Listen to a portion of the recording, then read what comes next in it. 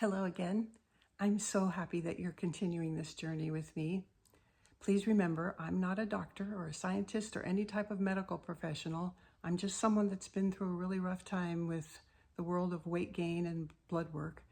And I give my understanding of some extremely complex and profound and sophisticated conditions and processes and functions and signals in our bodies in my own crayon simple terms.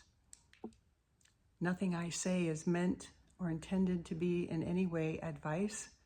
And by the way, if you are seeing a doctor for any medical condition, whether it be diabetes or something else, please be sure to consult with them before you embark on any new eating program or exercise program. So as I mentioned in my last episode 3, insulin blood levels are the real key to weight loss. At least they are for someone like me that was highly insulin resistant. As a little side note, as you may recall from my previous episodes, I've talked about losing weight the old-fashioned way on a calorie-restricted diet. Unfortunately, I regained all of the weight, and once I did, losing weight based on lowering my calorie intake just stopped working at all. But for a person who's still metabolically flexible, it is possible to lose weight just by reducing calories. A really interesting thing, though, is in getting ready for these episodes, I looked back at pictures of myself once I had lost weight the old-fashioned way through calorie restriction, and I saw something quite striking. This time, and I'm older now, I feel more vibrant. I think I look better than I did several years ago when I lost weight through the old-fashioned way. My skin is better, my hair is better, I feel better, I look better. So losing weight by calorie restriction has some issues, and we'll talk about that.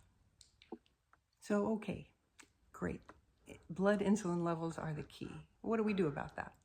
We can't just tell our bodies to stop making so much insulin, can we? Well, actually, we can. But to do that, we have to talk to our bodies with food and the timing with which we eat the food.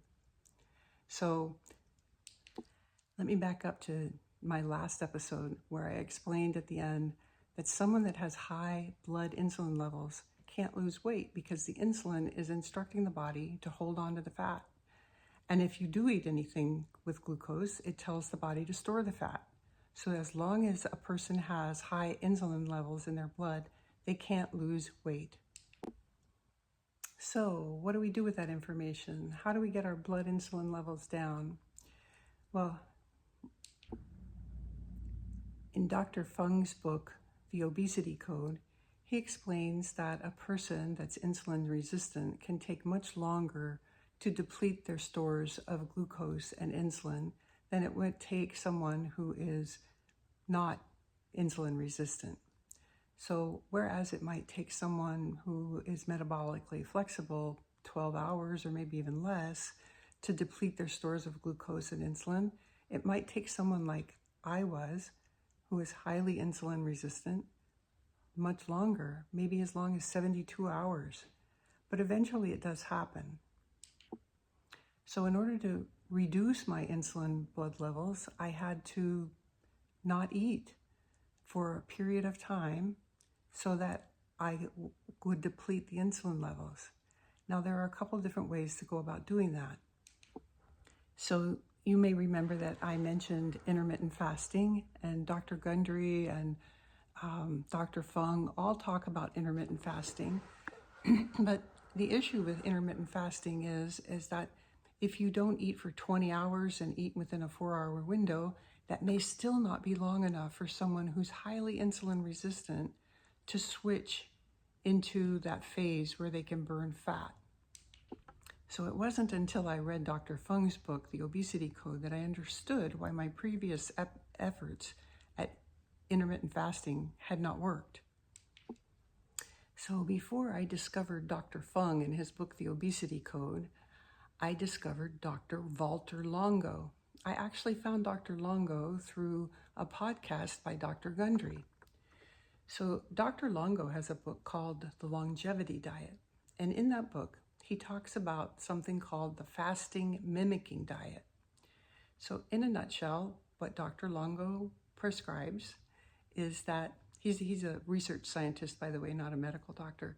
But what he proposes is that if someone eats 800 calories a day, that is 400 calories of healthy oils, fats like olive oil, avocado oil, nuts, and another 400 calories of non-starchy leafy green vegetables, the body will not know that you're not fasting.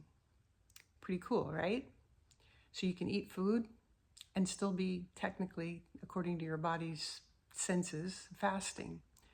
So Dr. Longo suggests a relatively short period of time, 3 to 4 days, of that FMD approach.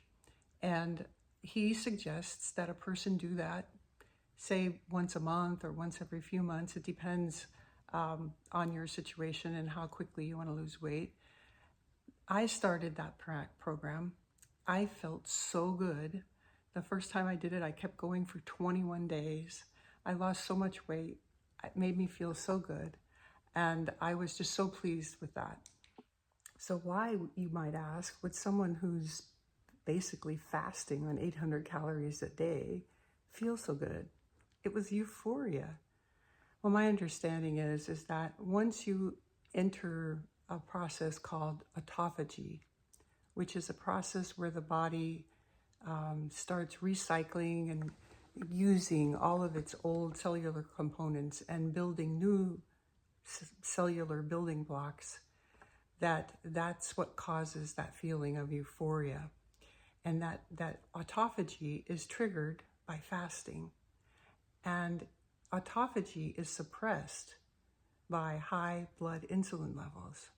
So being able to enter that autophagy phase and lose weight and build new cell building blocks is actually a process of rejuvenation. And we'll talk about that in future episodes.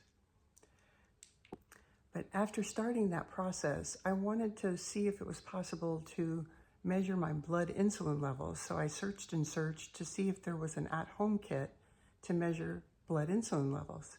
So remember, blood insulin is different than blood glucose.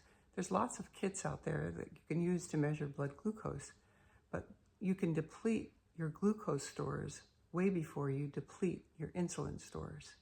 So I searched and searched, but I was never able to find an at-home kit to test the blood insulin levels. But what I did find out later, and that was through Dr. Jason Fung's book, was that testing ketones is sort of an alternative, an inverse, if you will, of being able to test insulin. So blood insulin levels and blood ketone levels are two extremely important points. And I'll be talking about the blood ketone levels in my next episode, which I'll try to get ready just as soon as possible. If you've learned anything from this episode, I hope you'll click the thumbs up like button. And if you haven't already done so, I hope you'll subscribe. And I hope to get that next episode 5 ready for you, where we'll talk about ketone levels and how that's also a key to losing weight. Until next time, take care.